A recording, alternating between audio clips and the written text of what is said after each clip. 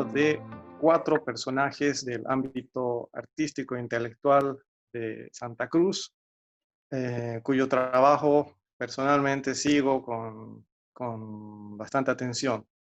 Primeramente voy a citar a Alejandro Ugalde, artista visual, está con Buenas nosotros. noches. Bienvenido, Alejandro. Gracias. También está con nosotros Oscar Sosa, alias Oso, representando Arterias Urbanas, artista sonoro. Bienvenido, querido Oso. Gracias, querido, gracias. Buenísimo. Nos acompaña también la arquitecta y urbanista Ana Gutiérrez, movediza cultural, además representante del espacio de la Federal acá en Santa Cruz. Bienvenida, Ana. Hola, buenas noches a todos, muchas gracias. Y por si fuera poco, tenemos además con nosotros a Alfredo Román, artista visual por necesidad, arquitecto de formación. Como él dice, me encanta la frase. Gracias. Bienvenido. Gracias.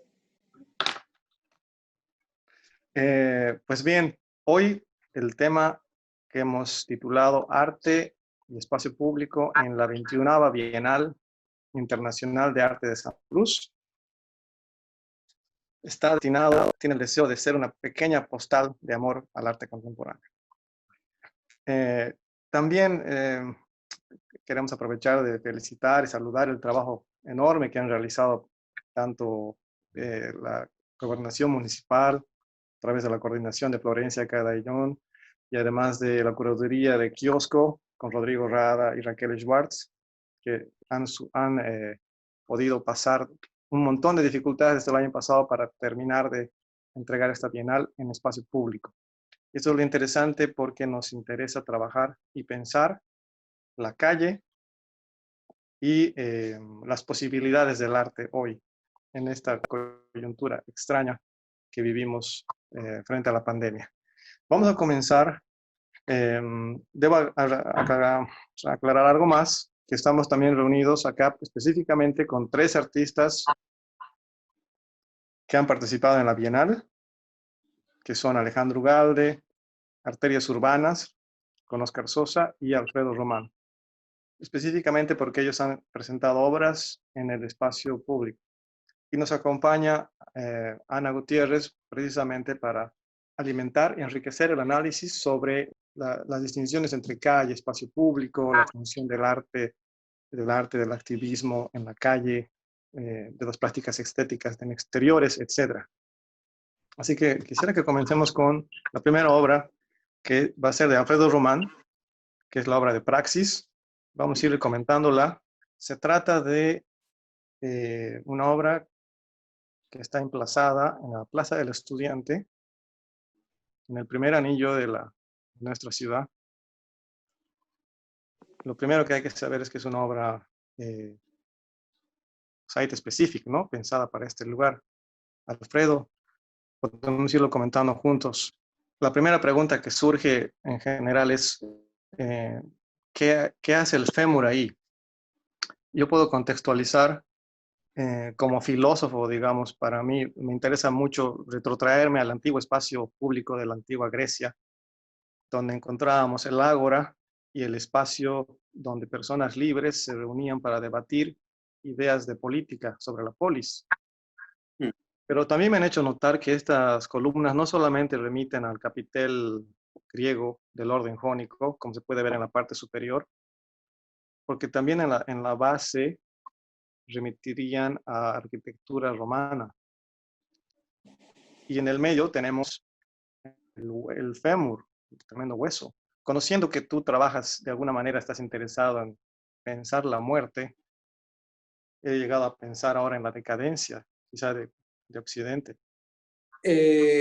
A ver, de 5 años para atrás, de alguna forma, mi trabajo ha ido dando vueltas, digamos, alrededor de el ser humano o del cuerpo o de todas las extensiones del cuerpo, de alguna forma. En estos 5 años, digamos, me he hecho muchas preguntas que tienen que ver con mi cuerpo y con el cuerpo cuerpo de todos seguramente. Pero básicamente es a partir de toda esa evolución, digamos, de ese giro que le he dado a mi trabajo en todo ese tiempo, y he llegado a esta obra que es una de las últimas de esta nueva época, digamos, de mi trabajo. ¿Y qué hacen los fémurs ahí? Para mí el fémur, digamos, es uno de los huesos más importantes, digamos, del cuerpo.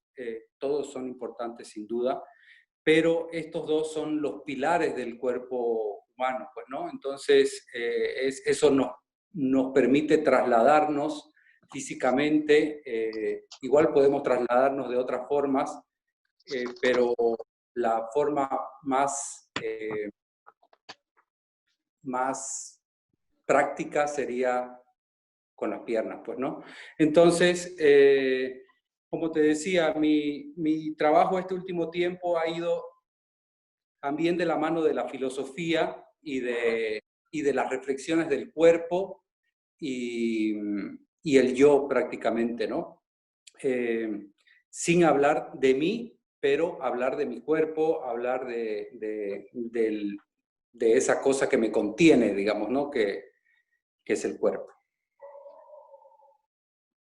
Ahí vemos ese detalle justamente que nos hace, en este detalle se puede reconocer que hay tres órdenes diferentes, ¿no? En los capiteles griegos, creo que hay el dórico, el jónico, algún otro más. Pero más allá de la arquitectura, porque tú también eres arquitecto, la cuestión del fémur es la que impide que tengamos una visión unidimensional de esto como columna griega, como un interés meramente arquitectónico, ¿no? Y nos hace pensar en, si recordamos que el arte contemporáneo está interesado no en producir objetos, sino en producir relaciones sociales, generar vínculos a través de objetos, podríamos decir que por el lugar donde está emplazado te interesaba generar una especie de vínculos ligados a los que se generaban en el ágora griego, pero con una desconfianza, con una especie, no sé, el fémur como el esqueleto, como que da una sensación de pelado, de muerto.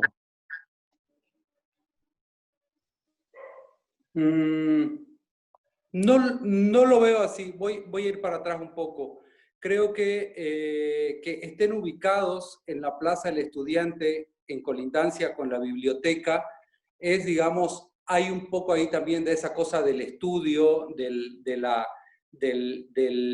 estudio y el reestudio de la información, prácticamente, que los griegos acostumbraban a hacer, y por eso nace también la filosofía de alguna forma, ¿no? Entonces, es eso por un lado. Ahora, el hueso pelado, que como pelado no me dice muerte, me habla de estructura. Si lo veo como elemento, es una parte estructural de todo ese edificio que se llama cuerpo humano, digamos, ¿no? Digamos que son los huesos más importantes para que el cuerpo se pare, prácticamente. Y me interesaría mucho saber si quisieran acotar algo nuestros panelistas, que pongan su micrófono, eso sí. Querido Alfredo, yo quería preguntarte por qué del lugar, es decir, cómo escogiste tú el lugar, te encomendaron, te comisionaron, cuál es esa situación para que hayas decidido el lugar ahí, digamos, colocar la obra, ¿no? Sí, lo que les comentaba hace un momento, el que esté cerca de la biblioteca, que como es una obra que también habla un poco de filosofía y habla de los griegos, que son la cuna de la filosofía, me parecía interesante que esté cerca de este edificio, digamos, que contiene a la biblioteca municipal. También era interesante la amplitud del espacio para poder ver la obra. La obra pudo ser emplazada, no sé, en la plazuela Callejas, digamos, pero todo es tan estrecho, todo es tan pequeño que no se iba a terminar de apreciar desde una distancia quizá que la Plaza del Estudiante lo tiene. Y aparte lo del edificio de la biblioteca que me parecía interesante también. Hay un dato adicional que va a servir a los internautas que nos están siguiendo, que es el texto que tú me pasaste, la referencia, Alfredo, de la antropóloga Margaret Mead, que habla del fémur como uno de los elementos fundacionales de la civilización, de la socialidad civilizada. Estamos obligados de alguna manera también a no pasar por alto las significaciones que trae consigo el fémur, que sin duda, claro, nosotros tendremos el trabajo de generar nuestras reinterpretaciones y hacerlo, trabajar la obra. Y no le vamos a pedir a Alfredo que nos explique, literalmente, no caeríamos en ese error. Sí. No, yo creo tú que tienes ahí el texto, quizás lo puedes leer de una manera más fluida y Claro. podemos debatir alrededor de ese texto. Les leo para redondear nuestro recorrido en esta obra. Dice, hace años un estudiante le preguntó a la antropóloga Margaret Mead cuál consideraba ella que era el primer signo de civilización en una cultura. El estudiante esperaba que Mead hablara de anzuelos, ollas de barro o piedras de moler, pero no. Mead dijo que el primer signo de civilización en una cultura antigua era un fémur que se había roto y luego sanado. Mead explicó que en el reino animal, si te rompes una pierna, mueres. No puedes huir del peligro y al río a tomar algo a buscar comida. Eres carne de bestias que me rodean. Ningún animal puede sobrevivir a una pierna rota. El tiempo suficiente para que el hueso sane. Un fémur roto que se ha curado es evidencia de que alguien se ha tomado el tiempo para quedarse con el que se cayó. Ha vendado la herida, le ha llevado a un lugar seguro y le ha ayudado a recuperarse. Mead dijo que ayudar a alguien más en las dificultades es el punto donde comienza la civilización. Este es un comentario de Aira Bjork. Es un autor que no conocía, pero que esta obra nos ha llevado a explorar. Seguimos en este viaje, pasamos a la obra de Pasado Pisado. La obra de Pasado Pisado ocurrió porque es una acción esencialmente performática, una intervención de la calle. Se realizó en la plaza, cerca de la plaza principal, en la calle René Moreno, casi a media cuadra de la calle Sucre. ¿No, Alejandro? Es interesante que vemos ahí que se trata de un libro que está colocado en el vacío de la loseta. Me gustaría mucho que nos cuentes qué generó esta tu intervención, Alejandro, y por qué escogiste ese lugar. Bueno, fue muy interesante porque nosotros yo había planteado que la obra esté originalmente en otro lugar, muy cerca de donde finalmente fue, pero se hizo toda esta cuestión de conseguir los permisos y al final no se logró. Entonces tuvimos que emplazarla un poquito más lejos de donde se había planeado, porque tuvimos la suerte que casualmente había un vacío en la calle, muy cerca del lugar original donde quería, que es aquí en la calle René Moreno. Yo lo quería como unos 30 metros más allá, ya en la plaza, ¿no? Entonces fue muy interesante porque logramos encontrar ese lugar, la calle proveyó de alguna forma, y pudimos instalar la obra. La obra solamente estuvo un día, fue muy interesante porque la calle es muy transcurrida, justamente estaba en un lugar donde pasa la huella de los automóviles, entonces incluso los pasantes no tuvieron el tiempo de poder darse un momento y verla, porque verdad que el tráfico es muy intenso ahí, ¿no? Al día siguiente yo volví, esa noche yo retiré la obra para que duerma en casa, para volver a reinstalarla al día siguiente. Y al día siguiente fuimos y me llevó la sorpresa de que había un equipo de la alcaldía llenando este hueco con una loseta verdadera. Entonces, no fue la reacción que yo esperaba. Originalmente estaba planeado que esté la loseta muchos días ahí, ver cómo se deterioraba con el paso de de los automóviles, del clima, de los transeúntes, pero bueno, tuvimos esta otra reacción que totalmente inesperada y que fue muy enriquecedora también, ¿no? Ahí tenemos, ahí teníamos el detalle del libro, ¿no, Alejandro? Que Sí, tiene la forma de una loseta, es un tamaño considerable. Hemos pedido a Alejandro que lo tenga a la mano y felizmente ahí lo tiene, lo va a mostrar casi de manera inédita en este momento. Atención, público. Es una investigación que ha realizado Alejandro. Es una investigación histórica sobre Santa Cruz, ¿no? Sobre las calles de Santa Cruz. en realidad sobre todo la historia de la ciudad, eso lo quiero remarcar, no la región, sino la ciudad puntualmente, ¿no? Ujú. Entonces, he hecho una investigación tomando como punto de referencia la obra de, de Hernando Sanabria, Breve Historia de Santa Cruz de la Sierra. Eh, eh, bueno, también he tenido la ayuda de la licenciada Paula Peña del Museo de Historia para poder seleccionar todos los hitos históricos en una línea cronográfica para que yo pueda buscar documentación sobre eso y así poder llenar este libro que tiene 900 páginas, ¿no?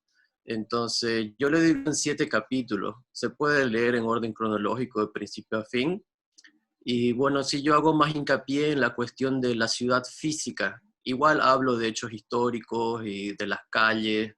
O sea, por ejemplo, hay ciertos momentos en los cuales, qué sé yo, se habla de un hito histórico, como que decir la batalla del Pari, y me he tomado la libertad de sacar fotografías de las placas, de las calles que tienen, que hacen referencia a estos momentos históricos, ¿no? Entonces sí es un documento que se puede leer, que se puede apreciar y que tiene un valor informativo, creo que considerable, ¿no? Tiene imágenes, Órale. tiene muchas imágenes en realidad, tiene incluso fotografías mías.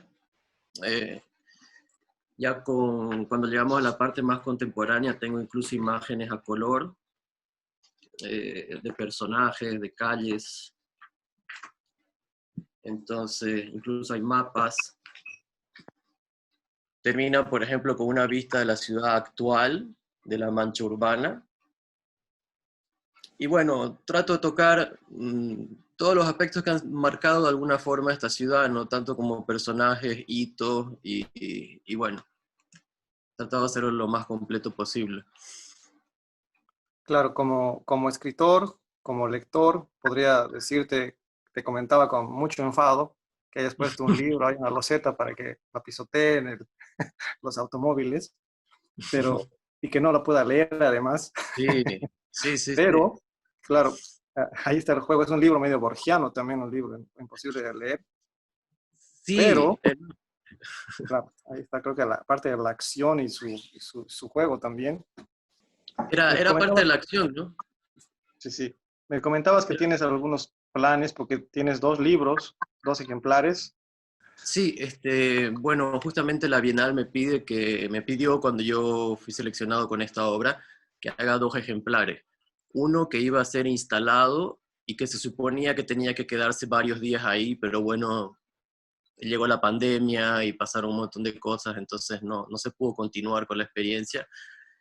Ese ejemplar tenía que ir deteriorándose, destruyéndose, porque iba a estar en la calle, ¿no? Y literal, lo estaba pisando los autos, el tiempo, el clima, etc.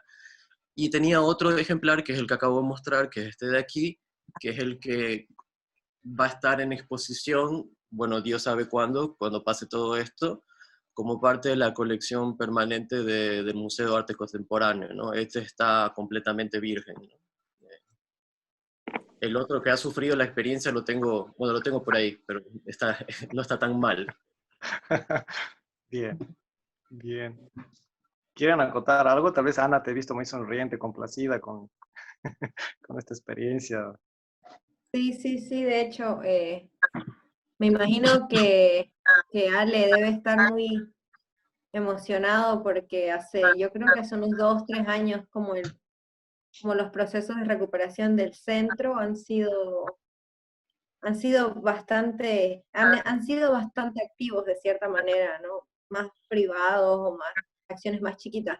Pero Mi pregunta es, quería preguntarte si llegaste de casualidad a leer el libro La ciudad imaginada de Ana Carola Traverso. Tal vez Paula Peña te lo recomendó, La ciudad imaginada. Es igual, ¿no? Un libro resumen histórico muy fácil de leer sobre el desarrollo urbanístico de Santa Cruz, ¿no? Que empieza al final, al fin y al cabo empieza en el centro, y tiene un alcance técnico, antropológico, social. Ella, además de ser socióloga, es urbanista. Entonces quería, o sea, te va a gustar mucho ese libro si es que Paula Peña no te lo ha recomendado todavía. Y si te lo puedo pasar, de hecho, porque creo que ese libro Ay, sí. va a ser muy enriquecedor para vos, te va a gustar mucho. Mira, recuerdo que lo comentó la licenciada, pero de verdad que yo estaba manejando tanta información, tanta cosa, y bueno, estaba con el tiempo pisándome los talones, porque yo la obra la he tenido lista para la fecha que se suponía que tenía que ser la Bienal, un mes antes, que fue como antes de las elecciones, bueno, de las famosas elecciones. Entonces, bueno, no me dio tiempo de estudiar el libro, pero sí, lo vi, Sí. es más, creo que lo he tenido en mis manos todavía. Sí, sí, está bastante bueno, lo recomiendo a todos, digamos, ¿no? Que lo busquen porque está bastante interesante, porque te cuenta muchas cosas que tal vez nosotros no conocemos de la historia, datos como bastante chiquititos, como por ejemplo, yo vivo por las Siete Calles, y leyendo el libro me enteré que las Siete Calles y Los Pozos eran conocidas como las zonas de la periferia, y era donde llegaba todos los productos, ¿no? Era como una zona bien comercial y no era una zona segura. Los Pozos tampoco es que ha cambiado mucho desde ese entonces, pero es interesante ver también cómo ese caos es desde el principio, ¿no? O sea, desde hace años y años y años. Así que bueno, mi sonrisa fue eso, porque dije, le va a gustar este libro. Genial, genial, genial. Gracias, Gran aporte. gracias. Hay un detalle que no quisiera dejar de que lo notemos. Dime. El hecho de la contraacción de las autoridades, de inmediatamente, como comentas, al siguiente día encargarse de ir a hacerse cargo de ese hueco en una calle pero tan céntrica. ¿Cómo podemos leer este hecho? Hay una especie de, como tratar de anticiparse a cualquier tipo de reclamo, de visibilización social que podría estar haciendo el arte para mostrar una mala gestión. ¿Cómo podemos ver esta presura de repente que genera en la... Mira, en lo personal, yo me reí mucho y me alegró al mismo tiempo, ¿no? O sea, había muchos colegas que estaban súper indignados, pero a mí me pareció que fue una reacción buena, porque en realidad lo que uno se espera con una obra es que genere reacciones, ¿no? Y cuando generas una reacción que nunca lograste esperar, eh, para mí es lo mejor que pudo haber sucedido. Significa que a alguien, esta obra, a alguien en esferas muy altas del poder municipal le ha generado algo, no sabría exactamente qué, pero algo le ha generado y se ha mandado a reparar ese hueco inmediatamente. Porque yo tengo documentos fotográficos, yo ando buscando estos huecos de los Zetas todo el tiempo con mi celular sacando fotos, y este hueco estaba desde diciembre del 2019. Entonces no es coincidencia que justo ahí lo hayan ido a reparar, ¿no? Entonces yo creo que ha sido un acto deliberado y no sé exactamente cómo leer la reacción, pero me agrada que haya una reacción. ¿Yo puedo comentar dos cosas? Por favor. Claro. El pavimento articulado tipo loseta, a mí me sorprende cómo de repente, número uno, desaparecen losetas. Es así que como que de la noche a la mañana desapareció una loseta. Fue así que como que un hoyo negro justo estaba ahí y ¡pum!, se la tragó la loseta. Ni siquiera aparece más allá. Además, porque están hechos de determinada forma para que yo no pueda quitar una loseta. Es difícil quitar una loseta porque no están pegados unos con otros, sino están articulados con una determinada forma tipo diamante para que Sí, sea difícil sacarlo. tiene un Eso, encastre. yo creo que si tu intervención hubiera sucedido, no sé, atrás del avión pirata, quizá el libro haya estado hasta el día de hoy ahí, porque nadie lo hubiera visto tal vez, y no haya tenido la atención, digamos, de los, no sé, gendarmes, controladores del espacio público en el centro, digamos. En esa ubicación, en la vereda de la catedral, tenía una visibilidad importante, digamos, más encima con una señalética. Entonces, llamó la atención rápidamente. Pero me parece un caso a estudiar de cómo es que desaparecen las losetas de la noche a la mañana y desaparece una, no desaparecen 2 o 3, digamos, ¿no? Sí, es un fenómeno que yo también ya me lo he planteado. He visto que se rompen, se quiebran, pero quedan los pedazos a veces y desarticulados, pero es verdad que desaparecen así, puff. Quisiera entender quién se roba los Z. Y reemplazar la loseta robada por un pasado pisado. Así es. Bueno, yo sigo teniendo la obra y mi idea es, cuando pase todo esto, seguir haciendo intervenciones en otros vacíos que hay en las calles de la ciudad, no solo en el centro, sino por todos lados. Entonces, vamos a seguir viendo más de esta obra cuando pase todo. Ah, espacio vacío, claro, genial, está interesante. Perfecto, esto nos da pie para ir a la siguiente obra. Me van a corregir si me equivoco, pero ¿cómo se puede definir la calle eh, urbanísticamente si no es como precisamente los vacíos, los huecos entre los bloques construidos? Ese espacio de circulación sería eso, ¿no? Los vacíos, los huecos en la ciudad. Los huecos de los que se hacen cargo los urbanistas, cabalmente. Me gusta que hayas dicho esta palabra, es una madeja. Pero bueno, ya me imagino en un futuro qué pasaría si este libro, como hace el registro del antes y el después de la obra, se expone, por ejemplo, en el contenedor de arterias urbanas, en otro lugar de la ciudad. Sería una locura, Sería pero fantástico. eso lo dejamos como provocación. Ahora justamente vamos a hablar del contenedor de arterias urbanas con Oscar Sosa. Han hecho un trabajo colectivo, como siempre, ellos trabajan de manera ya sistemática hace tiempo, diferentes ideas para generar vínculos con la comunidad a través de las huertas urbanas, de lecturas de poesía, lecturas con niños, actividades sonoras. Y acá ellos se han tomado lo interesante, es que ellos han emplazado el contenedor dentro de un espacio que tiene cierta protección, que es el Parque El Arenal. Tanto así que, por ejemplo, ahora uno no puede ir a ver ahorita la obra, porque está.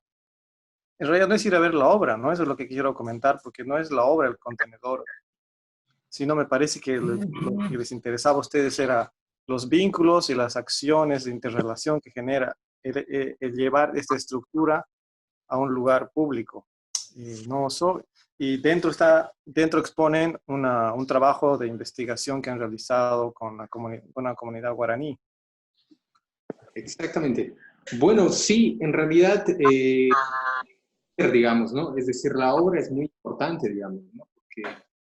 Porque también nosotros cuando analizamos la invitación, porque a diferencia, digamos, de Lale y de Alfredo, nosotros no fuimos como a la convocatoria, digamos, de la Bienal. Sin embargo, recibimos una invitación por parte del equipo curatorial y la idea de esta invitación era obviamente trabajar con el contenedor, digamos, ¿no? Con esta idea de espacio móvil cultural y con la idea de poder movilizar, digamos, ciertas actividades hacia lugares, digamos, públicos, ¿no? Que era en realidad la base o el llamamiento, digamos, de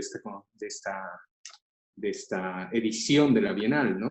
Entonces, estuvimos como pensando ahí un rato también, porque cuando Raquel nos invita, nos dice, bueno, ustedes digan dónde quiere estar el contenedor, ¿no?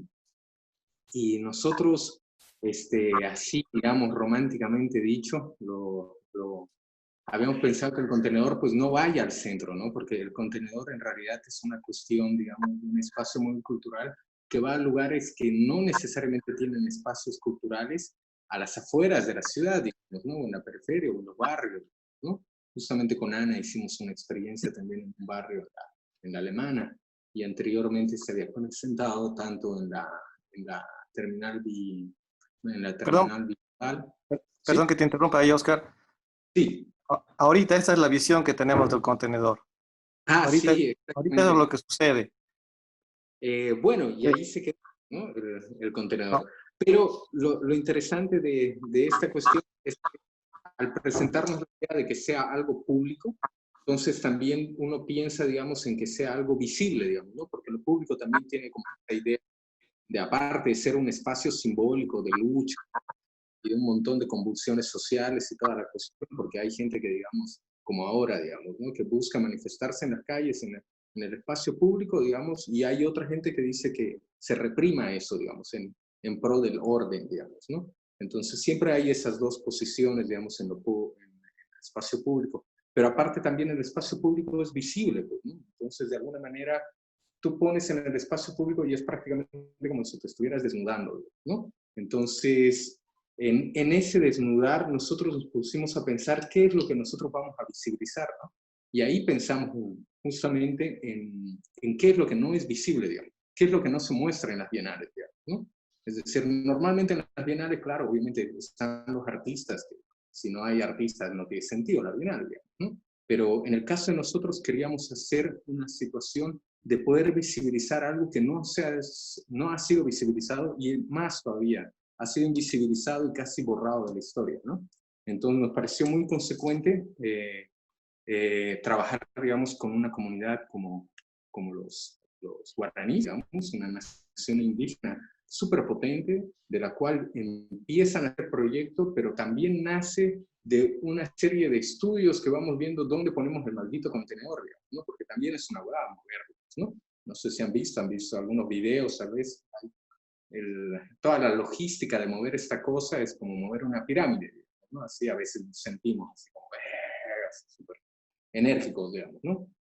Pero al pensar en eso, justamente nos topamos con la profesora Elisa Saldías, una profesora de la universidad, que hace un estudio sociológico urbano justamente del Parque Arenal, digamos, ¿no? Y con lo que decía Anita antes, digamos, cómo era visto, digamos, el Parque Arenal, que sufre, digamos, este fenómeno de tuburización, y que de alguna manera también como los movimientos, digamos, migratorios y toda una situación, hace que, digamos, la zona cambie tanto que se vuelva lo que es ahora, digamos, ¿no? Un lugar, digamos, prácticamente encerrado, ¿no? Que lo ponen como a protección de, digamos.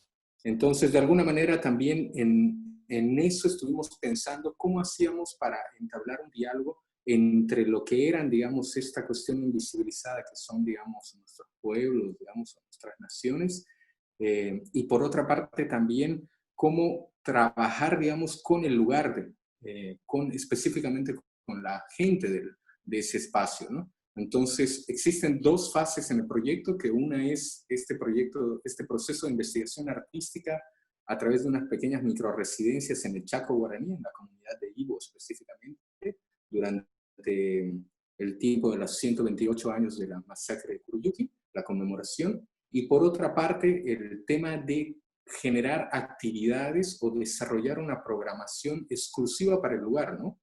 Porque al entender, digamos, de que el contenedor va hacia un espacio público, no puede pensarse como un espacio que se publicita para que venga la gente, que es obviamente, eso también lo hacemos, digamos, ¿no? Pero esa no es la finalidad, digamos, creo, del contenedor. Ahora estamos como pensando bien, digamos, qué dinámicas o cómo mover mejor este proyecto, ¿no? Pero lo que nos dimos cuenta para generar, digamos, como más lazos de empatía y también como generar una cohesión con el espacio mismo, fue esta idea, digamos, de generar actividades muy específicas, como por ejemplo las de compost, digamos, ¿no? Talleres de compostaje, digamos, que no están dentro de la línea de arte, digamos, contemporáneo normal, digamos, pero que ya se empiezan a ver, digamos, algunas líneas en donde todas estas cuestiones sociales o algunas ecológicas o algunas, digamos, sociológicas, etcétera, empiezan a tener como varias irradiaciones, digamos, en el arte contemporáneo. Y ahí es donde empezamos a generar también unas alianzas muy interesantes con gente que se dedica a esto, ¿no? Por ejemplo, la red de huertos urbanos, y de ahí empezamos a hablar también con las chicas de Nómada Urbana, que también tenían que hacer una intervención, algunos amigos que también son plásticos y que también podían hacer actividades ahí. Entonces va creciendo, digamos, las actividades. O algunos colectivos, por ejemplo, que hacían, digamos, que trabajaban específicamente con el mercado informal de los caches, digamos, que buscamos tratar de hacer como una cuestión más de una noche de vinilos, digamos, ¿no? Que finalmente, aunque no lo logramos porque justamente estábamos en unas épocas raras y que tampoco teníamos esa posibilidad, se generan vínculos con la gente que sí, digamos, va a esos lugares, ¿no? E inclusive que después traen los discos y escuchan con nosotros. Entonces, es muchas capas, digamos, lo que tiene el contenedor, pero también para nosotros fue muy interesante como repensar mucho la situación de la temática de la Bienal, pero también pensarla, digamos, desde una forma metodológica que sea coherente a lo que nosotros como colectivo estamos buscando, ¿no? Unas cuestiones, digamos, como lo que pasa también a veces del apropiacionismo cultural, digamos, que yo me apropio, digamos, de algunas cuestiones indígenas y las muestro como mías, y entonces en el contenido no existe eso, ¿no? En realidad son los trabajos de las personas que han desarrollado estas cerámicas ahí, ¿no? Y son trabajos que se han trabajado directamente con ellos, ¿no? Entonces, entonces todas estas cuestiones las fuimos como pensando también en cómo generar, digamos, el proyecto, ¿no? Que al final de cuentas el proyecto, pucha, realmente para nosotros fue una pena realmente no poder continuarlo más por el tiempo, digamos, y porque también nos cerraron, lo primero que cerraron en esta cosa fue el espacio público, ¿no? Entonces nos quedamos con muchas ganas de hacer justamente la clausura, que era donde había más actividades y donde teníamos que tener como, digamos, un cierre muy interesante con el lugar, con la gente, porque también toma un tiempo establecer esos nexos o esas conexiones con la gente, ¿no? Entonces ya terminando el primer mes, sí, ya conoces mejor, ya te conoces por la ventana de eso, ¿no? Te dice, hola joven, ¿cómo estás? O qué sé yo, es decir, la gente ya como que va encontrando, digamos, un lazo contigo, ¿no?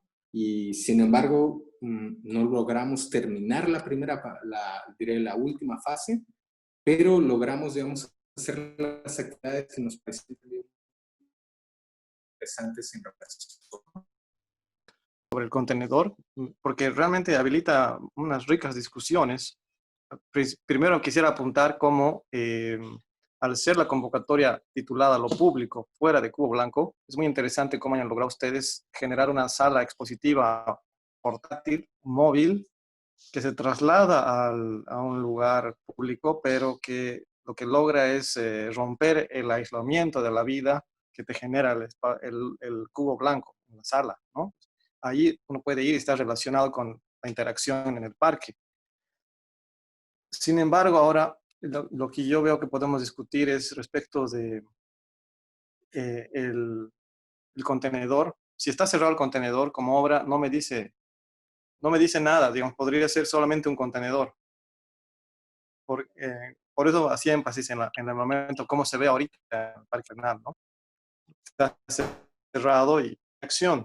Entonces depende, es una obra que depende de acción. Es un poco, me hace ver como si fuera el casillero de un colectivo de teatreros que tienen toda la utilería ahí y van todas las noches al lugar, sacan sus cosas y hacen la acción en el lugar, digamos, ¿no? Pero sin ellos no hay obra. Eso es lo interesante, ¿no? Porque sin ellos, en relación con los del lugar, no hay obra.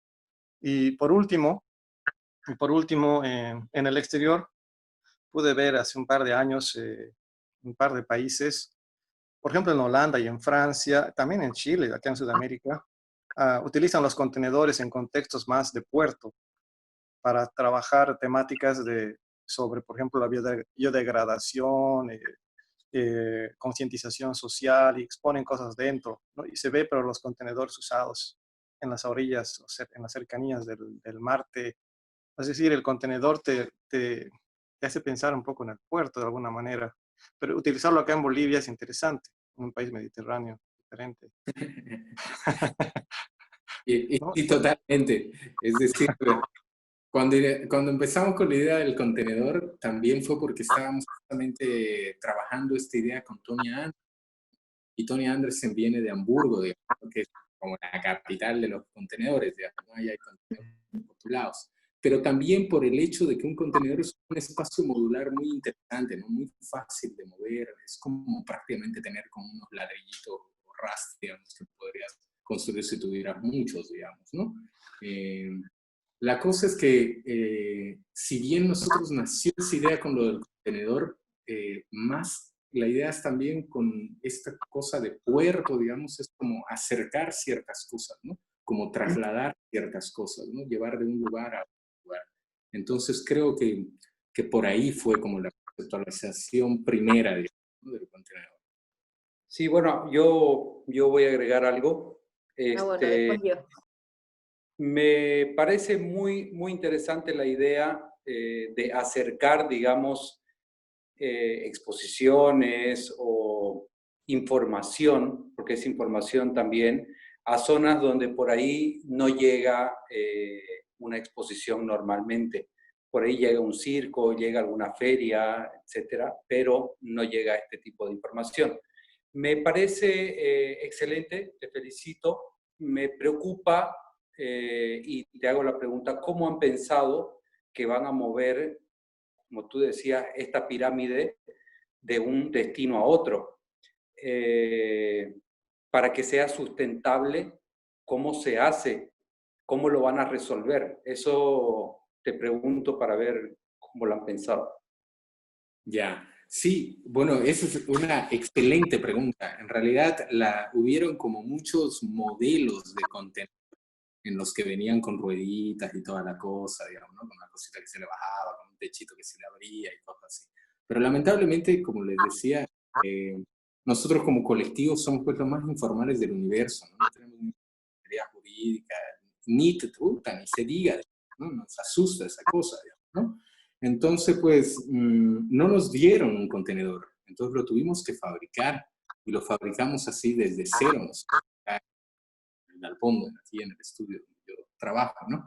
Y fue lindísimo proceso, ¿no? Porque fue un proceso entre amigos, entre empresas también amigas que nos ayudaron, los de CIMAL, los de Perro Todo, de repente nos dieron toda la cosa, pero nos faltó la parte, digamos, de la solución de movimiento más fácil, digamos, ¿no?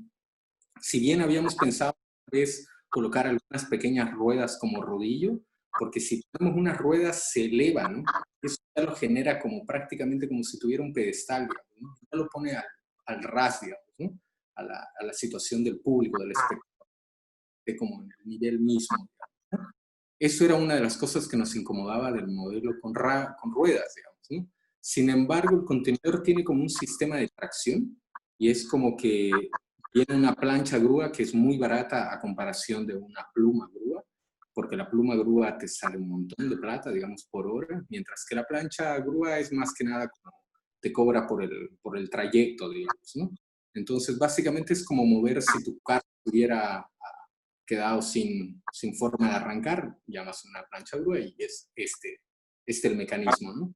Sin embargo, siempre en todas las cosas es complicadísimo, digamos, mover el contenedor porque en la estación bimodal teníamos que subir una grada. Uy, no sabes lo que fue, digamos, ¿no? Nos reventamos la espalda ahí porque realmente entendimos, pucha, pobres egipcios, digamos, o pobres los esclavos de los egipcios, digamos, ¿no?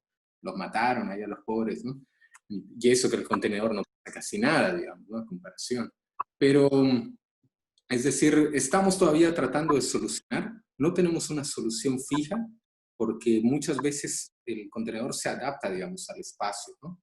Y por otra parte también justamente la parte de sustentarse y ser autosustentable es una cuestión que estamos todavía trabajando justamente desde la informalidad, es decir, desde la autogestión, desde la búsqueda de fondos. Y ahí, pucha, realmente tengo que agradecer de nuevo a la gente de Kiosco y a la gente del equipo curatorial, porque gracias a ellos fueron los que nos consiguieron el fondo, porque no solamente es mover, sino es la gente que está dentro del contenedor, que tiene que abrir, que tiene que cerrar, que tiene que atender.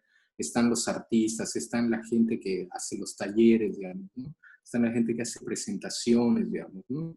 Entonces, es una logística y son varias cosas que inmiscuye. Pero eso también permite, digamos, de alguna manera en una bienal también es hermético, ¿no? Que, me invitaron a mí, yo nomás pues voy, digamos, ¿no? Pero en realidad en esto era como tratar de meter a más gente, digamos, pucha, ven tú, digamos, ¿no? Y como generar también otro tipo de ecosistema también, de repartir o distribuir también lo que se gana con el contenedor con toda esa gente, digamos, ¿no?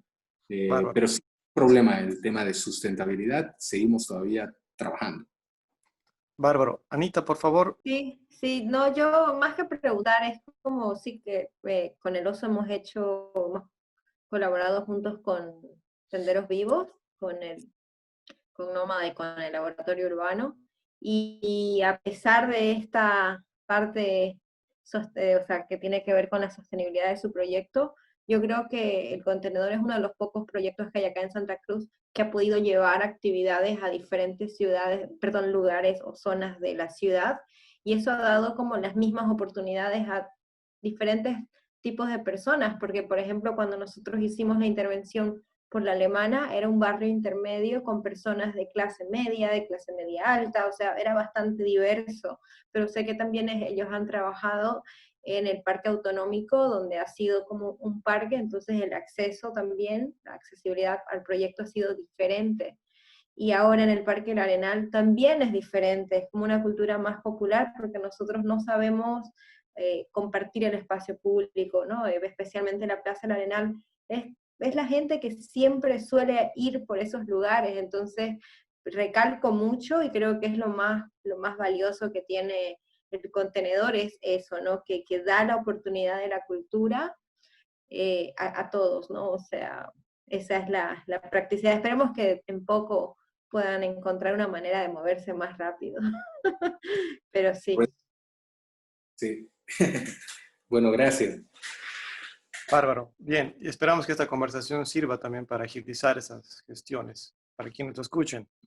Pues bien, ahora pasamos a nuestro tercer punto, nuestro tercer bloque, que tendría que ver con distinguir las categorías que hemos estado utilizando, porque hemos estado hablando de espacio público, de calle, cubo blanco, y esos tres términos son problemáticos. Son, de hecho, difíciles de unificar en una definición. Entonces, quiero hacerles esta pregunta rápido a cada uno, tipo ping-pong, para que me den una definición que es la primera que se les viene a la cabeza a cada uno. Le voy a pedir a Alejandro que nos defina para el público qué entiendes por calle. Para mí la calle es el espacio público de todos, un lugar informal, irreverente. Claro. Anita, ¿cómo defines tu ciudadanía? Ciudadanía, como el derecho común del ciudadano para pertenecer en un ámbito urbano y también su manera de interactuar con otros, ¿no? Su derecho de ejercer como civil. Para Oso, ¿cómo defines tu cubo blanco? Cubo blanco. Yo lo defino, creo que en estos últimos momentos lo defino como un espacio con privilegios, digamos, ¿no? Un cierto tipo de privilegios garantizados para el artista, pero también para la sociedad, para un tipo de sociedad, etcétera, digamos. Entonces, un espacio de privilegios. Y Alfredo, ¿cómo defines tú lo urbano?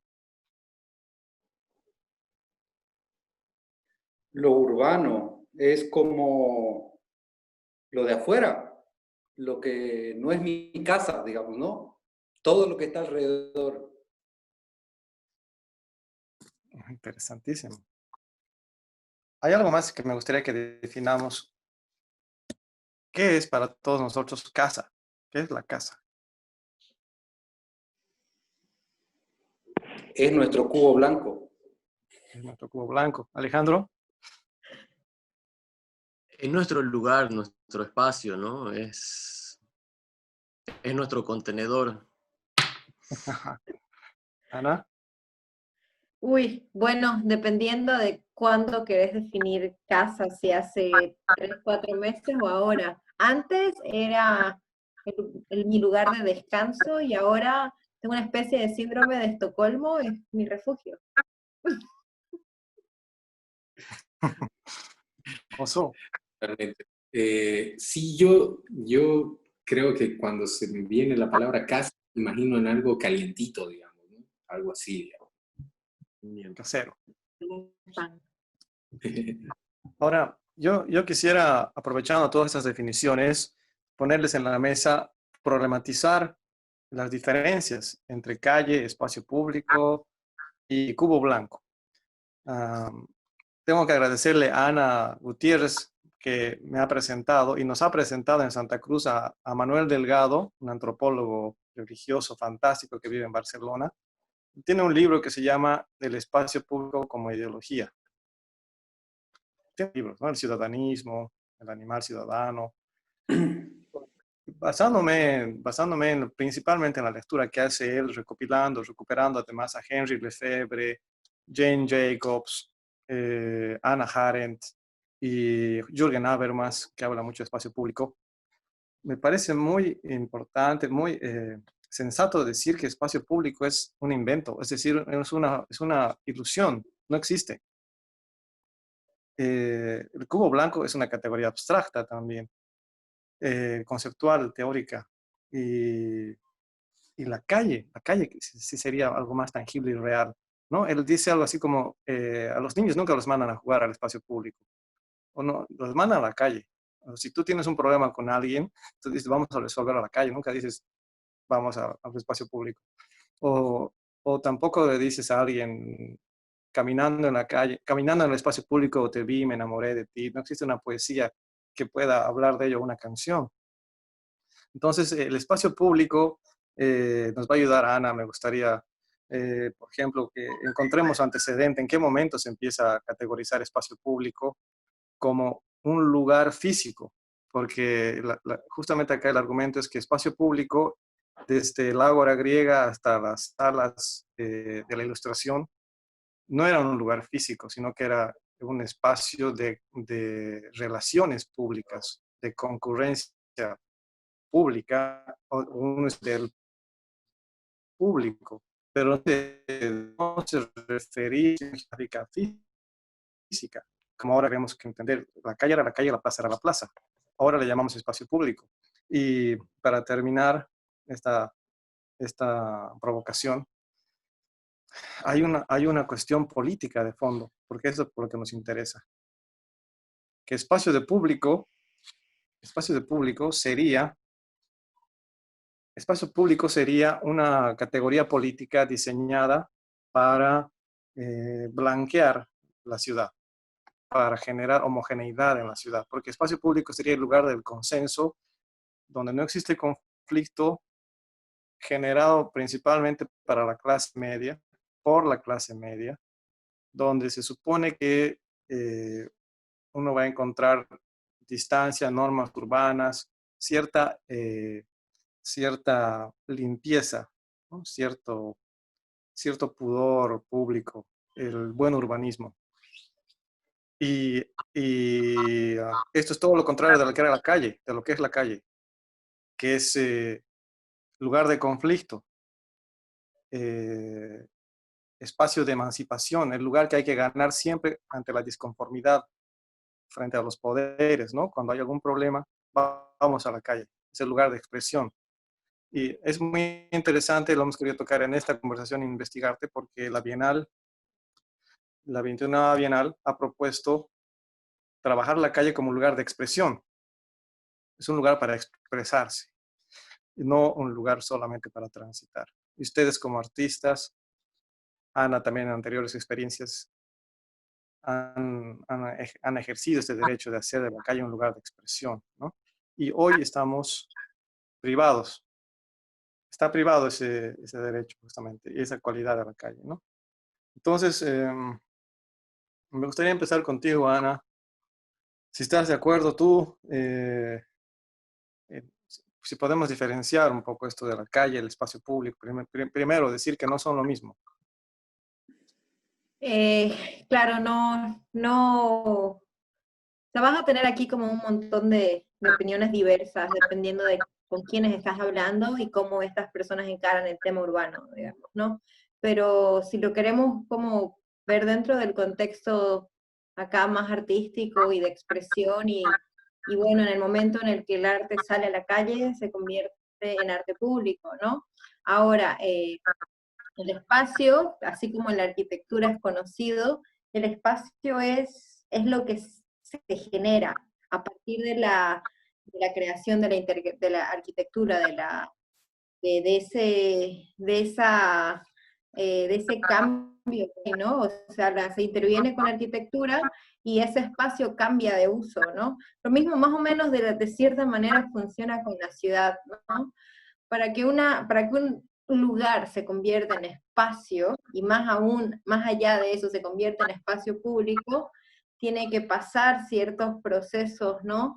Porque solamente cuando un lugar haya como sucedido ciertas como amenazas y haya trabajado en un proceso para que se integre a la planificación estratégica, que es la que nosotros conocemos y es dentro de la cual se desarrolla la ciudad, una vez estos lugares pasan a este proceso de convertirse en espacios públicos, es porque ha logrado existir una interacción espacial, ha logrado que la gente, las actividades, la arquitectura, las calles, en este caso, si querés decirlo, han podido generar esas articulaciones, esas interacciones. Entonces, desde eso, ¿qué pasa? La gente empieza a salir, la gente empieza a apreciar el entorno, y se convierte en ese cotidiano urbano, ¿no? Por ejemplo, creo que eso es, esta venita se toca mucho con el tema del centro, ¿no? Y todos los proyectos ahora que se han estado dando en la ciudad se han estado enfocando en el centro, no porque realmente es importante el centro, sino porque requiere de un llamado de atención, porque todos sabemos y todas sabemos que está en un estado de deterioro, ¿no? Y las acciones las manifestaciones artísticas, las acciones ciudadanas, lo que hacen es visibilizar, ¿no? Esto que se está perdiendo, ¿no? Se está perdiendo el derecho al espacio público en el centro de la ciudad de Santa Cruz. Porque nosotros, además de que en este momento nosotros hemos perdido el ejercicio de nuestro derecho al movimiento en la ciudad. O sea, ¿cuándo hemos tenido miedo de ir a la venta? Y ese enemigo que nos está acechando es invisible, ¿no? O sea, hemos ido perdiendo ese derecho, que de cierta manera ha sido muy ambiguo a lo que pasó en el paro de los 21 días, cuando jamás en la vida nosotros como ciudadanos y ciudadanas habíamos reclamado tanto ese derecho a la ciudad como lo hicimos durante esos 21 días. Ahora las consecuencias son que la movilidad está detenida, nosotros estamos bastante restringidos a mantenernos en nuestro hogar o solamente poder ir a los lugares que los requerimos, pero hemos perdido el ocio, hemos perdido la recreación, y eso lo hemos empezado a encontrar en el panóptico digital, ¿no? Ahora somos parte del espacio público digital. La arquitectura, además de la física que nosotros estamos ocupando en nuestras casas, el espacio en nuestras viviendas, somos parte de esa arquitectura invisible, ¿no? Que nos está acechando todo el tiempo.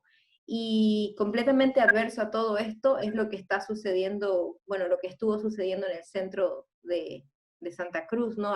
Se ha generado un olvido muy, muy grande, y es solamente cuando ocurren fenómenos como estos que se activan las comunidades, locales, en este caso en el centro, por ejemplo, yo que vivo en el centro, he visto cómo el espacio público ha generado otro tipo de actividades. La gente empieza a sentirse más segura andando en bicicleta.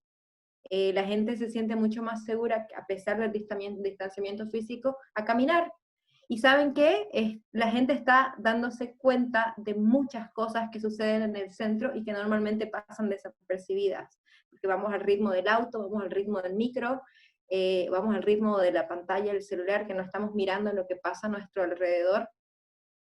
Y es muy valioso como el centro en este momento está preparado para poder como enfrentar procesos de revitalización completamente nuevos, ¿no? Completamente a una escala mucho más local.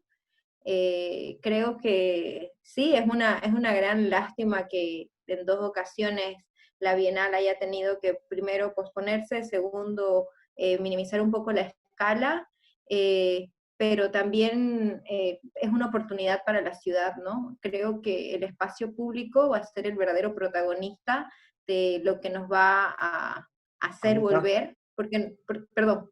Anita, me estás comiendo el bloque 4 de la conversación, Ah, que es ya, perdón, ¿qué pero me coyunturas hubieras hecho alguna seña y hubiera callado. Pero bueno, eso era lo que quería decir. Ya, está muy Puedes bien. editarme. Está bueno. Está bueno. Está bueno. Me gustaría que nos enfoquemos en la parte de las categorías, un poco más conceptual ahorita, y Ajá. pasamos en el 4 a estas reflexiones necesarias sobre la coyuntura actual, la ciudad, la calle. Alfredo, te veía con ganas de acotar. Hola, Jorge. No, estaba coincidiendo con muchas cosas que decía Ana y hago un poco la mención seguramente de lo que decía Ana, que la gente tiene una manera de actuar ahora en el espacio público.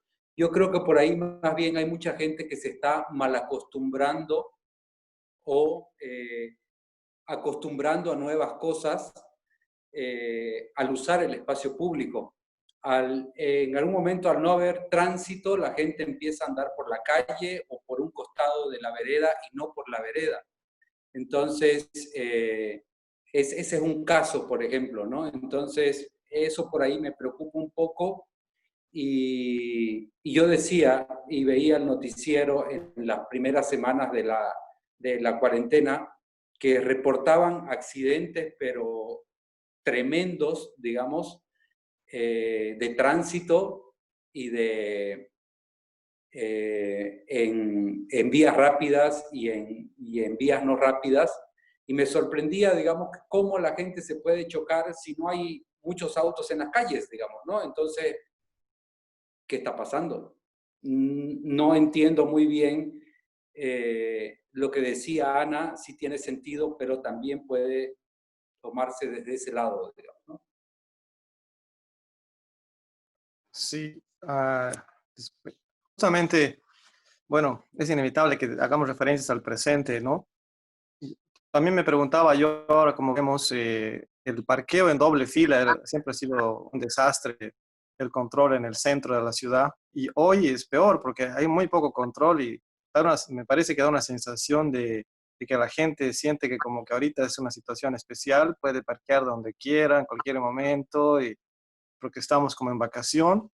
Así que la ciudad está muy desordenada y hay mucho tráfico, ¿no? De automóviles toda la mañana.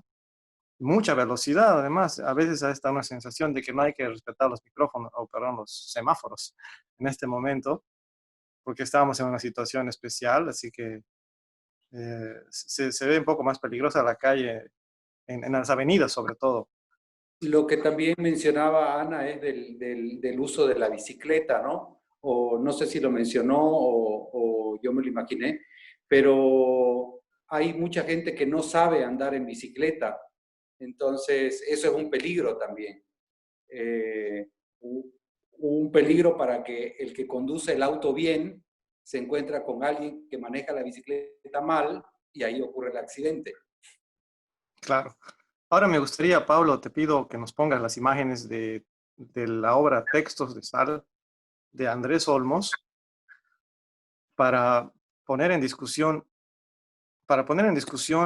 hasta qué punto antes podríamos apropiarnos del espacio público, ese entre comillas, que yo voy a seguir, voy a seguir insistiendo en que es un fantasma, es lo que llamamos espacio público. Bueno, es una obra, como todos debemos saber acá, que trata acerca de la inscripción de una frase polémica de denuncia, ¿no? sobre el machismo reinante en nuestro país, en nuestra ciudad, que dice algo así más o menos como que que la violación se ha convertido en el plato tradicional de este país, si no me equivoco. Lo vamos a ver en la foto. Y bueno, estas letras en gran escala fueron emplazadas en las afueras de la iglesia de la plaza principal, ese llamado espacio público de circulación libre, ese espacio de acceso libre, como se le llama al espacio público, de no competencia. Y cuenta Andrés, cuenta la Bienal, que alrededor de 4 horas después fue borrado, ¿no? Alejandro, tú conoces bien la historia, ¿me puedes ayudar a contarla? Bueno, yo tenía mi obra muy cerca a la de Andrés, ¿no? Entonces, una vez yo hice mi instalación y mis cosas, fui a ver la obra de Andrés porque de verdad me llamó mucho la atención. Tuvo que trabajar con un equipo y su logística me pareció impresionante. Y bueno, estuvimos viendo cómo lo hacía. De ahí fuimos a ver otras obras, otras exposiciones en Casa de la Cultura, qué sé yo. Estuvimos dando vueltas por el centro toda esa tarde, noche, y al final logramos ver el texto completo. De ahí, no sé, nos fuimos a celebrar a algún lugar y cuando volvimos a la plaza ya había un ejército de barrenderas lavando y barriendo todo este texto. Entonces fue, fue de verdad muy chocante la imagen de que una obra que costó tanto hacerla, porque la verdad ha estado trabajando duro como unas 3 horas, haya sido borrada tan fácilmente y tan rápidamente, ¿no? Esto fue en la noche, ¿no? Lo que nos contaba Andrés, que además se tomaron el trabajo de poner unas plantillas para que el tamaño de las letras sea más exacto, sea más profesional. No han sido simplemente rayadas a mano en el piso. Es un trabajo grande, realmente, ¿no? Que cruza la plaza. Rosa entre el arte, el artivismo, esta obra. Pero esto que llamamos espacio público, el lugar de expresión que debería ser, eh, termina revelándose en esta obra también como ese lugar plenamente institucional, ¿no? Aquí me gustaría, por ejemplo, discutir con ustedes estas ideas sobre, se piensa que salir a la calle es salir del espacio institucional a veces, ¿no? Llevar el arte afuera, lo institucional, pero la calle es tremendamente institucional porque en realidad es propiedad del Estado, ¿no? Entonces, está regulada, la mirada política está regulada políticamente, nuestras conductas también.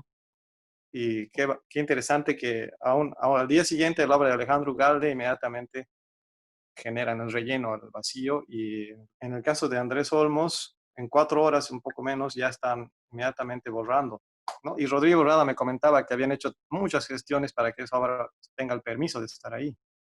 Pero de todas formas es muy interesante el trabajo del Andrés. Es muy interesante porque también pone ahí el dedo en la llaga y aparte también genera toda esa situación de inconformidad. ¡Wow! Fue brutal, fue brutal, así. Y con la tremenda Sí, era. ¡Wow!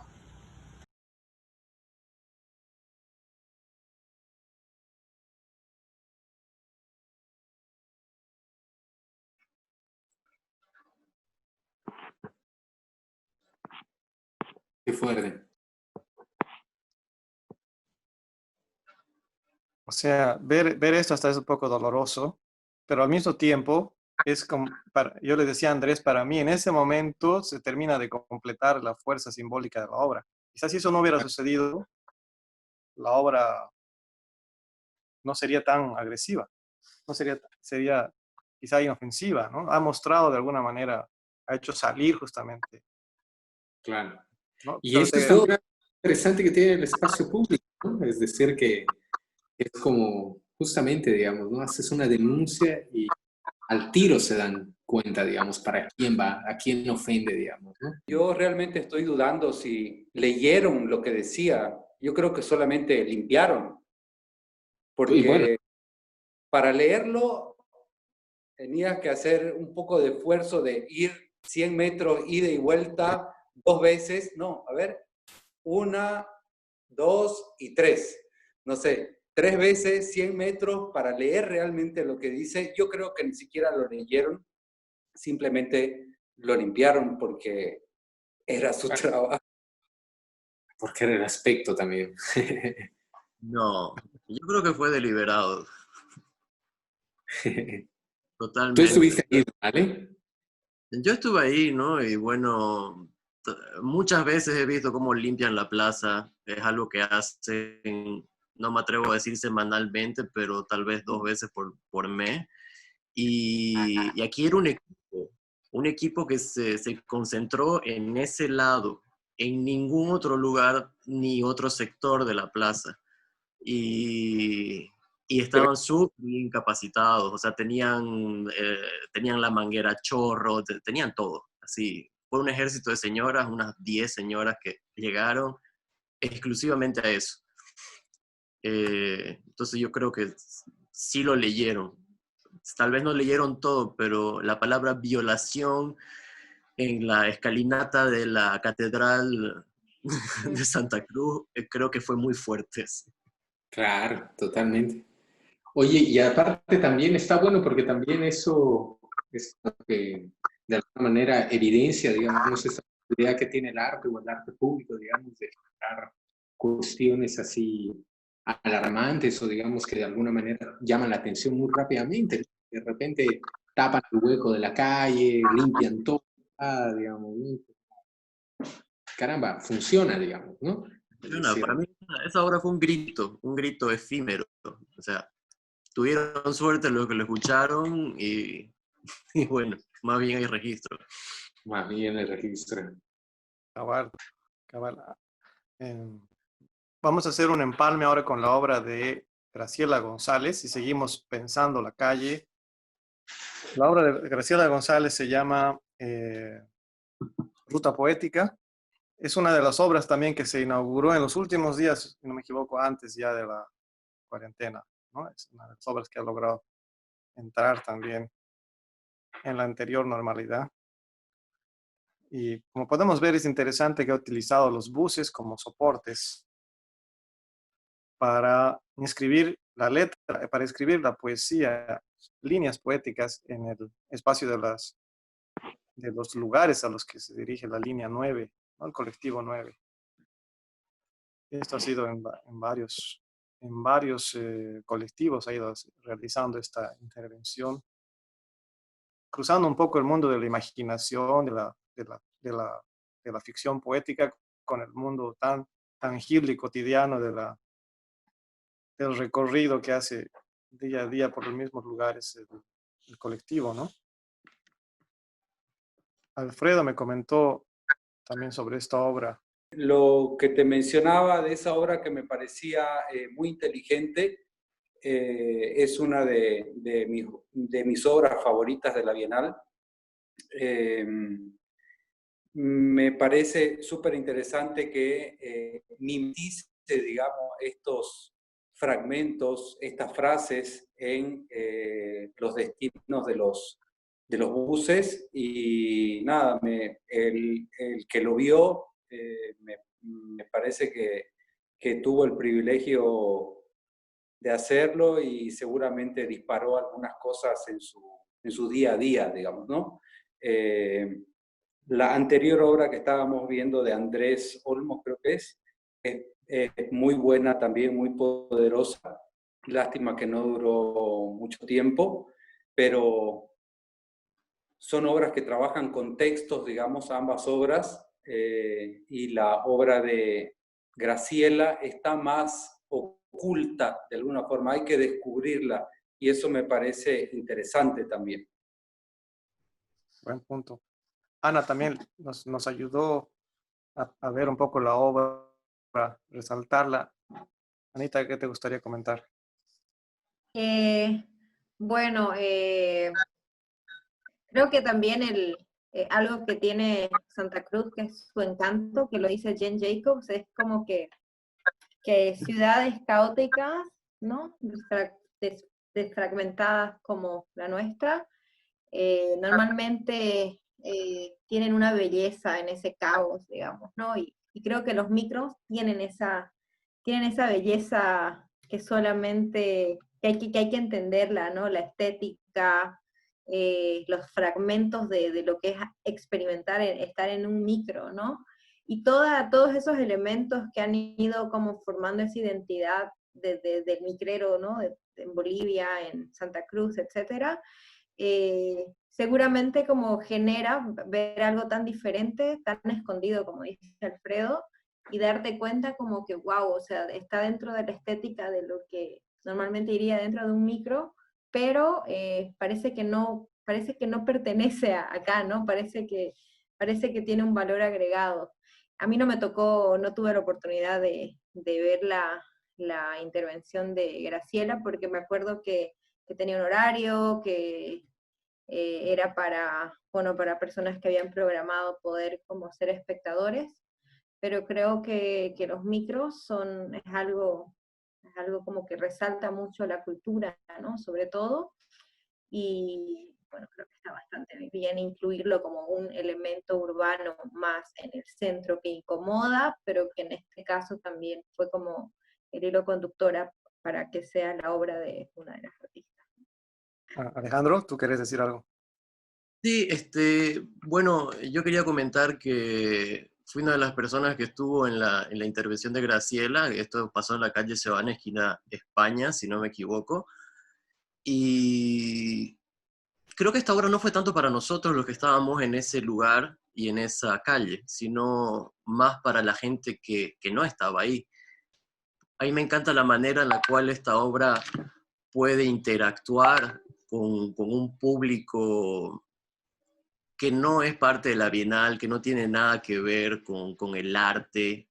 O sea, todos los que estábamos ahí reunidos en la calle Sebana, esquina España, sabíamos lo que íbamos a ver, pero tengo entendido que este micro corta la ciudad de norte a sur. Me encanta cómo esta obra interactúa de una manera tan lúdica, tan inocente, tan naif, digamos, ¿no? Con, con el público, con el gran público. Y creo que esa es su más grande riqueza, ¿no? Porque va a llegar de verdad a lugares que no solamente no es el cubo blanco, sino no es el centro, no es zonas privilegiadas, es todo el ensamble de la ciudad. Entonces, me hubiera encantado que tal vez haya una cámara oculta dentro del micro grabando las reacciones de la gente que paró el micro y pudo leer estas frases, ¿no? Porque de verdad están fuera de contexto. Solo eso quería decir. Claro. Oye, Ale, yo quería una preguntita.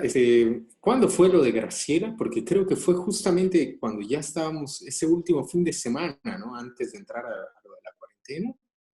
No recuerdo. Mira, fue días,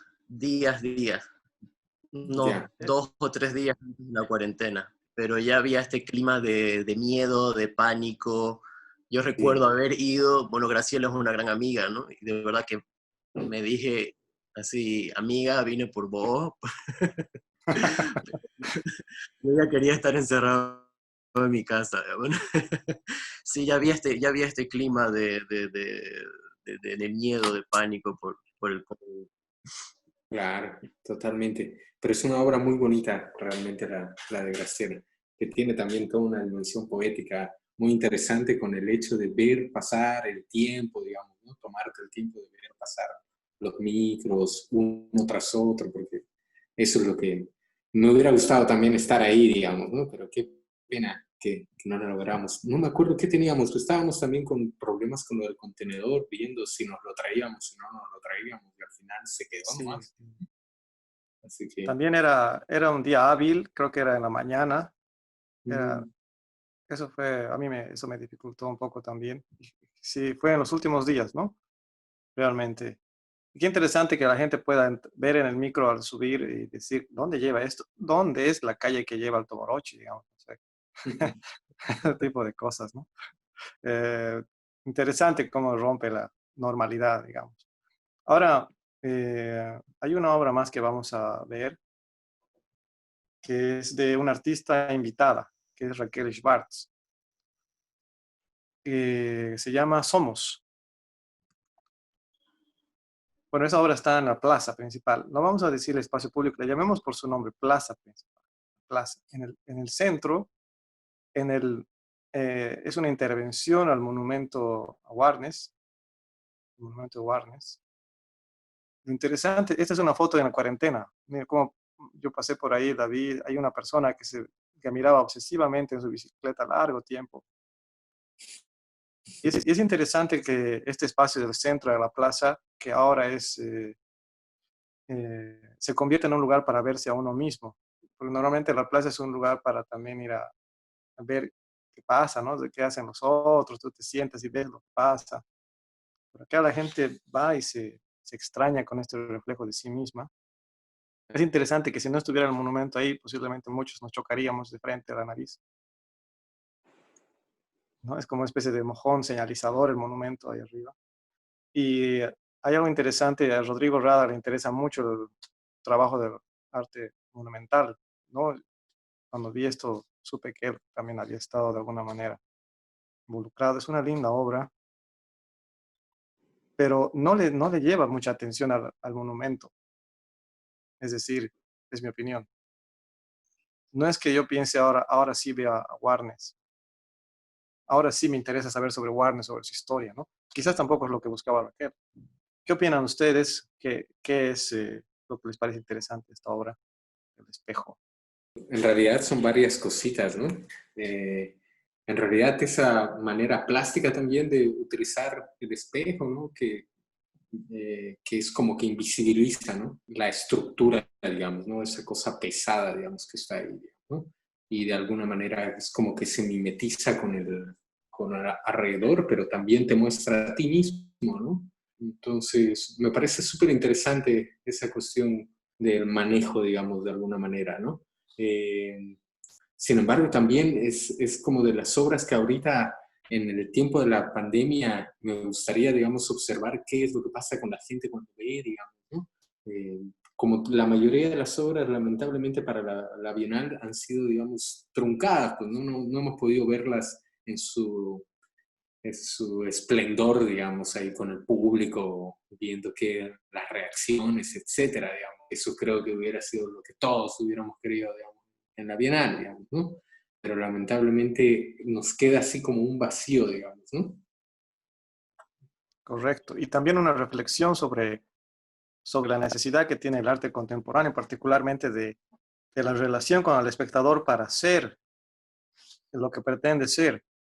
El último tema que me gustaría que toquemos, importante, que ya tiene que ver con las reflexiones sobre la pintura actual. Hay un artículo interesante que escribieron Oso con Tony, Donia, sí, que tiene que ver con una reivindicación del espacio público perdido, de recuperarlo en esta coyuntura del COVID-19, ¿no? Se titula, sí, decime que se titula. es, lo escribimos en realidad por el tema de, claro, eran tiempos de distanciamiento social, ¿no? Y era como decía Alfredo hace un rato también esto de que los comportamientos están cambiando, digamos, en cómo te relacionas con la ciudad. De alguna manera también hay comportamientos que nos los están instaurando, digamos, ¿no? Como estas maneras de bioseguridad que ahora todos tenemos, ¿no?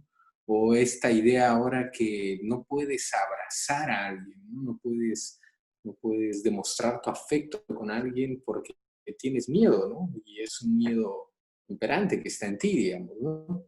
Entonces, todas estas cuestiones más lo que había empezado, digamos, en los 21 días de paro y toda la cuestión, es decir, generan, digamos, así como una inconformidad, justo en momentos donde se hablaba, digamos, de una Latinoamérica que estaba despertando, digamos, ¿no? Abriendo sus ojos, etcétera, digamos, ¿no? Con los problemas no solamente en Bolivia, sino también en Chile, digamos, en países como Colombia, Ecuador, digamos, que durante el 2019 y 2020 fue muy fuerte, digamos, ¿no? Y también uno pues entra, digamos, en una idea de estas paranoias, así de que piensas de que, pucha, esto lo está haciendo alguien, digamos, porque alguien tiene que salir en conveniencia, ¿no? Pero fuera de ese análisis, digamos, lo que es un poco complicado en esto es justamente eso, ¿no? Cómo realmente cambian nuestros comportamientos en el espacio público, ¿no? Que ya no lo tenemos, digamos, de alguna manera, ¿no? Y sobre todo que no estamos seguros de volver a tener esa vida comunitaria que antes teníamos en los espacios, ¿no? En las calles, en las plazas, en cualquier lugar, digamos, de esos intersticios entre la ciudad. Entonces, creo que de ahí empezó a nacer, digamos, ¿no? El sueño de la peste. Y fue como pensar también eso, ¿no? Porque justamente Michel Foucault había escrito un texto acerca del sueño de la peste también. Y era muy interesante porque también él habla acerca de esta situación de biocontrol, digamos, ¿no? De esta situación de lo panóptico, digamos, ¿no? Y ahora realmente son temas que parecían así como de la ciencia ficción, una cosa así muy lejana, pero ahora lo vemos muy cercano, digamos, ¿no? Si analizamos cómo la gente en Corea se está como super vigilando, ¿no? Hipervigilando a través de medios electrónicos, digamos, ¿no?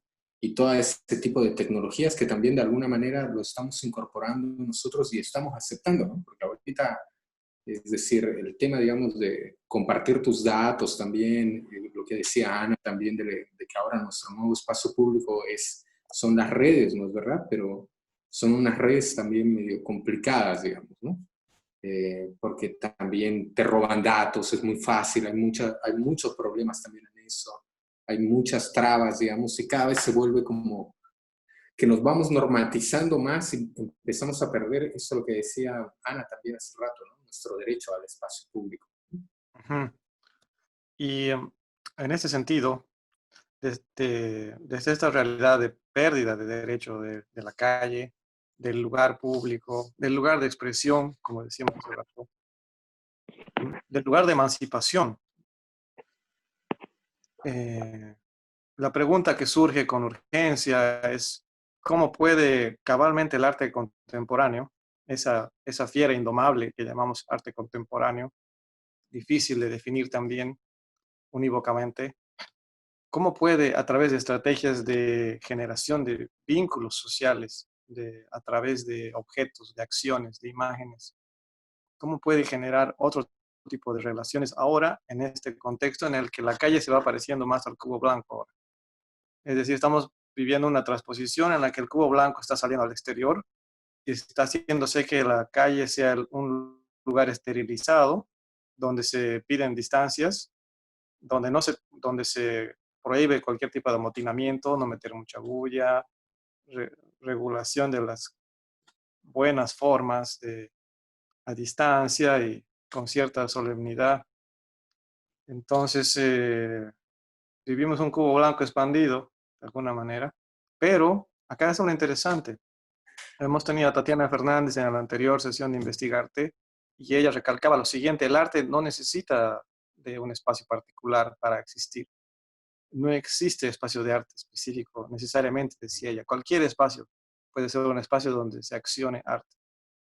También la casa. La pregunta está así para nosotros, para ustedes. ¿Qué trabajos podemos empezar a pensar desde ahí, ¿no? Generar.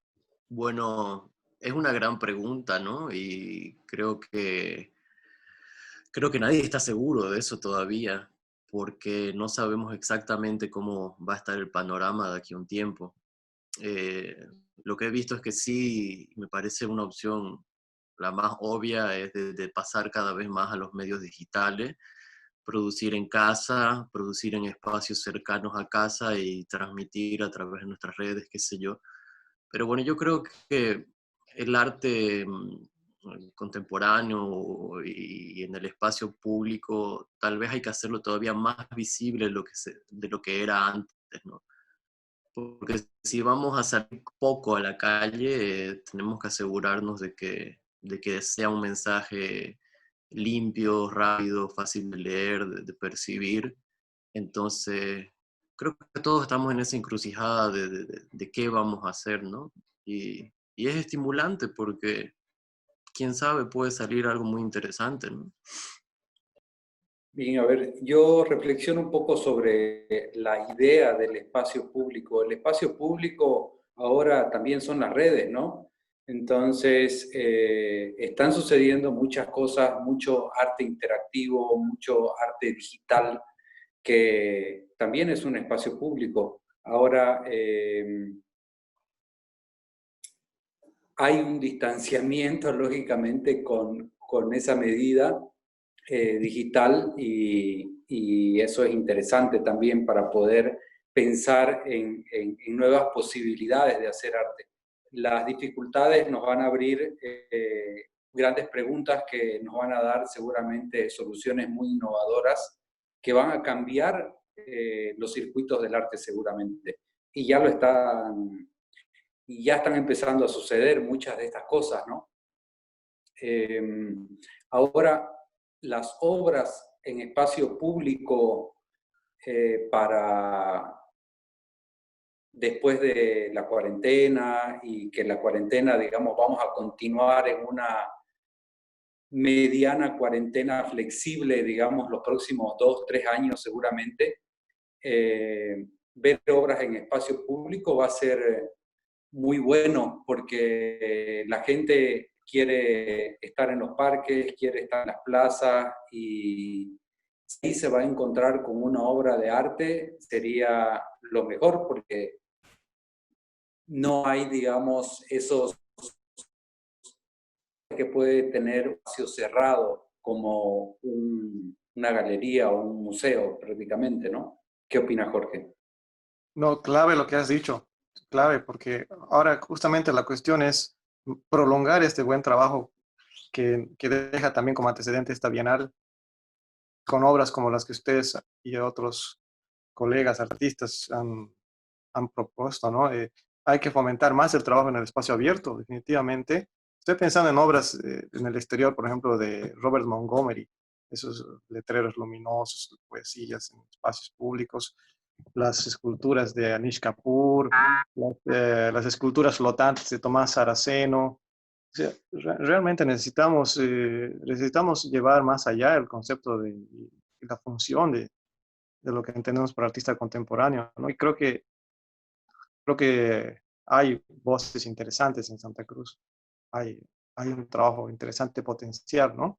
Eh, y no sé si es agregar a Juana sobre esto. Bueno, a lo como un poquito lo que dijo Alfredo, bien es así como la ciudad va a estar ahí, ¿no? Ahorita es una masa de edificios nada más, con canales de desplazamiento, ha desaparecido el sentido de la ciudad, pero cuando volvamos a salir, vamos a salir menos, o posiblemente salgamos la misma cantidad de tiempo que solíamos estar fuera, pero también la ciudad va a ser diferente, porque vamos a aprovechar más, ¿no? Ese derecho a movernos de nuevo. Y también creo que es el momento de la oportunidad de las ciudades, ¿no? De ciudades en cualquier escala. Todas las ciudades están como aprovechando de cambiar sus paradigmas urbanos, en este caso hablando en temas de movilidad, de espacio público, sociales y culturales. Creo que se tiene que consumir arte, se tiene que consumir arte y cultura para entenderlo, para que cuando lo veamos en escalas grandes, sepamos apreciarlo, ¿no? La ciudad, el espacio público, yo sé, Jorge, que no te gusta mucho hablar sobre espacio público, pero para que lo entendamos en contexto, siempre nos va a permitir, ¿no? Diferentes perspectivas espaciales, y bueno, también es la oportunidad de que a través del arte público se puedan enviar nuevos mensajes y que la gente esté mucho más dispuesta a entender, ¿no? Esto intangible del imaginario que se expresa a través del arte público. Bárbaro, hay una cuestión que no quisiera dejar de tocar con ustedes antes de irnos. Tiene que ver con la calle y la emancipación, decíamos, entre la calle y el arte. Hay un término que los une de manera eh, urgente. Es la necesidad de emanciparse, de salir de sí mismo, ser otro, ser más que uno, ¿no? Y en este momento en que vivimos en el autoacortelamiento de esa subjetividad que se encierra sobre sí mismo en ese espacio considerado como refugio, que sería la casa, pero que sin embargo no es refugio para todos, eh, estamos entrando también a la individualización, ¿no? Severa. Y quizá hay una necesidad importante acá, yo les planteo como provocación para que se la lleven, ¿no? Y la necesidad de que pensemos este desdoblamiento de ser solamente uno, ¿no? De encerrarse, de creer que la calle es ese lugar donde no vale la pena estar más que para ir a conseguir algo necesario, urgente y después acuartelarse en uno mismo. Me gusta el artículo que ha escrito Oscar con Tonia, porque reivindica la necesidad de ganar la calle, ¿no? Y ganar la calle es algo que necesitan, por ejemplo, muchas veces las mujeres cuando sufren violencia doméstica en las casas, ¿no? Necesitan salir a la calle para sobrevivir, por ejemplo. O sea, la calle es el lugar donde desde siempre tenemos más, quizás, contacto con lo real, lo que nos lleva a ir más allá de nosotros mismos. Así que creo que es un tema muy importante para considerarlo en futuros trabajos. ¿Quieren agregar algo más sobre este tema, Alfredo, Ana, Alejandro? Les agradezco por su participación. Realmente he disfrutado mucho de conversar con ustedes. Espero que ustedes también lo hayan pasado bien.